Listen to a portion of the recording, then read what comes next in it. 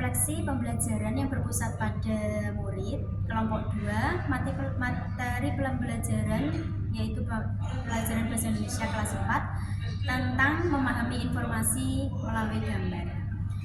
Oke, Bu Anis, bagaimana situasi yang Ibu Anis hadapi dalam memberikan materi tersebut? Saat itu saya di kelas 4 Bu. Di kelas 4 itu materinya adalah infografis, seperti di sekolah umumnya infografis itu diberikan kepada murid itu di sekolah penggerak menggunakan buku-buku yang sudah ada. Kemudian kami dalam pembelajaran seperti biasa masih klasikal. Kemudian saya menyampaikan kepada anak, terus kemudian ternyata memang hasilnya adalah anak-anak itu kurang memahami apa itu infografis karena tidak dengan nyata melihat bentuknya seperti itu.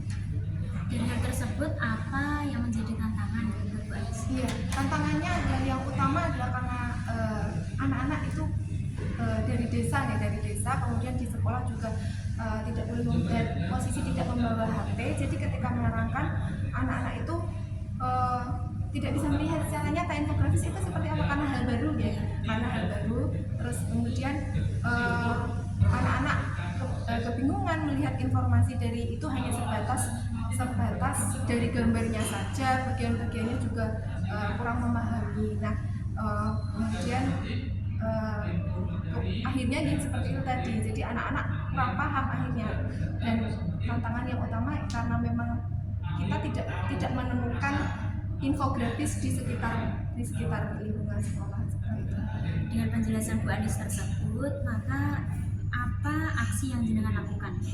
Untuk aksinya ini saya pikir memang harusnya anak itu melihat bentuk dari infografis itu seperti apa supaya lebih paham. Nah, itu saya mengajak anak-anak ke ruang Chromebook karena di PSP 1 mendapatkan bantuan Chromebook ya, mendapat bantuan Chromebook, terus kami memanfaatkannya supaya anak-anak itu lebih bisa memahami. Nah, yang pertama tentulah sebelumnya saya berikan penjelasan ulang dengan melalui YouTube dari kelompok kami bisa melihat dari YouTube.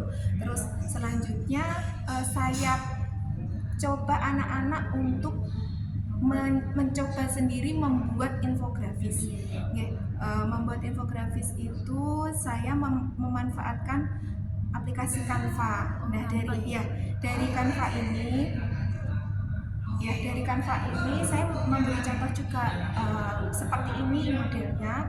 Kemudian anak-anak dengan saya berikan penjelasan dulu infografis itu ada bagian-bagiannya, membuat apa saja, kemudian saya berikan contoh saja, terus mereka saya berikan terus coba membuat supaya kalian lebih paham tentang infografis, terus membuat infografis dengan kreativitas mereka sendiri. Pada awalnya untuk materinya kan materi uang. Nah, ini bentuknya kan seperti ini ya, seperti itu sudah ada.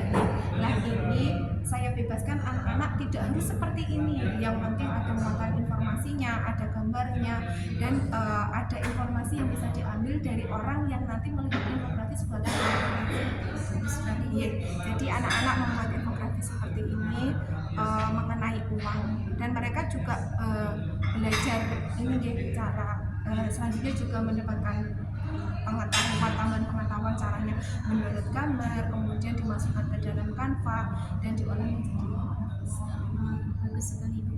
Ya. Terus selanjutnya dengan Ibu melakukan aksi tersebut, apa hasil yang tampak dari murid? Ya, dengan hanya melihat yang awalnya hanya melihat dari buku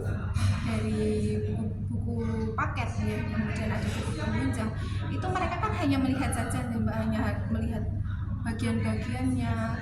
Terkadang saya minta untuk anak-anak itu informasinya mengenai apa, itu sebelumnya masih coding istilahnya ya, ini tentang apa ya informasinya yang ada di infografis itu. Tapi dengan setelah mereka membuat kemudian tentunya juga ini kesukaannya anak-anak di SD kami itu, mereka memang ketertarikannya akan digital itu tinggi.